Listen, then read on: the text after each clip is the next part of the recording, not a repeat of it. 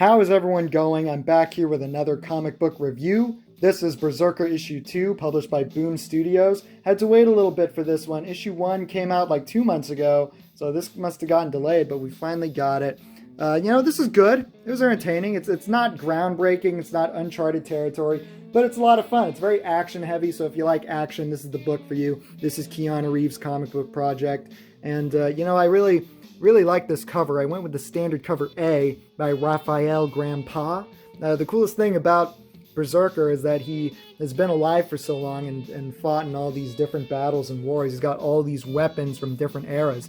He's got the belt full of grenades, big sword, the Egyptian curved sword, the Kopish. He's holding a flintlock and an AK-47. He's got the mace coming out here. It's cool he has got all those weapons, that's really cool.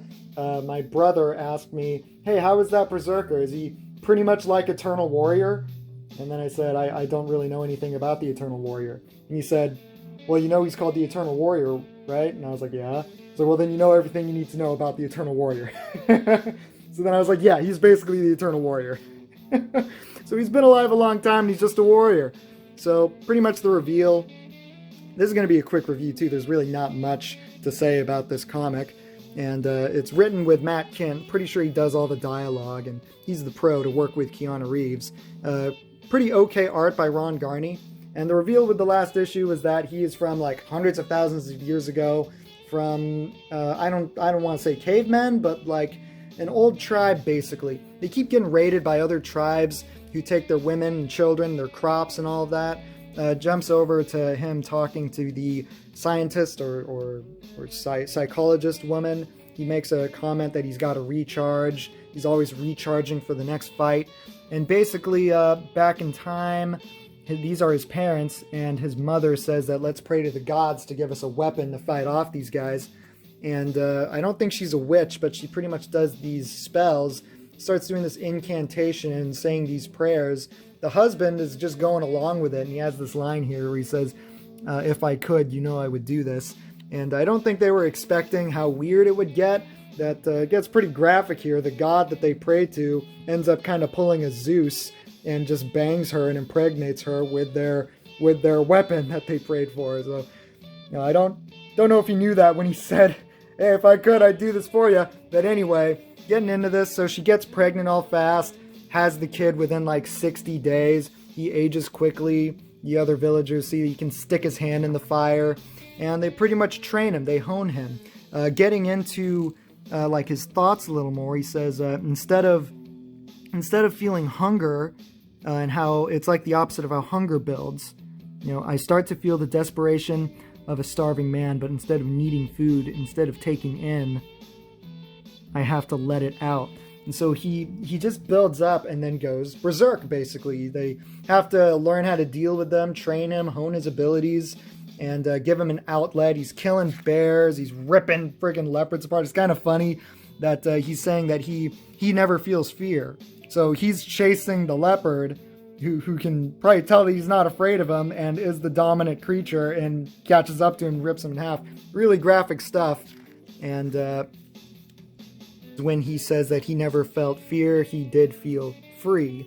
And so he just kind of keeps talking to the psychologist, and he's just kind of saying, hey, he doesn't really get excited over this science. She's getting excited because he's remembering things that he's never remembered before.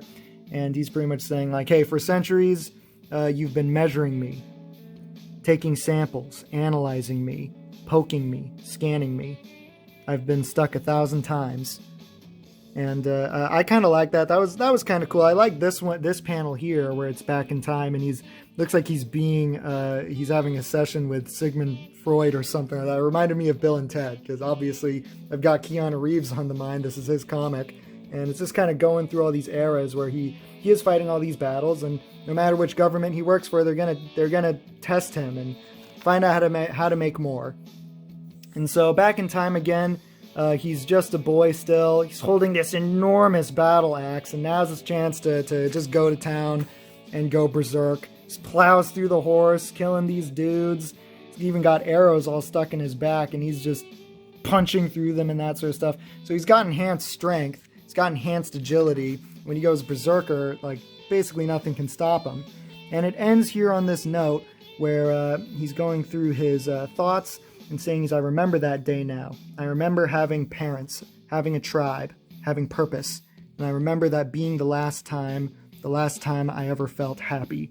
So that is when he was happy, is when he felt like he had a purpose. And his purpose is to just go berserk, apparently. But at least he had a reason to. He had his family back then. And then we just get like 5 random pages of some preview for another Boom Studios book I'm not going to read.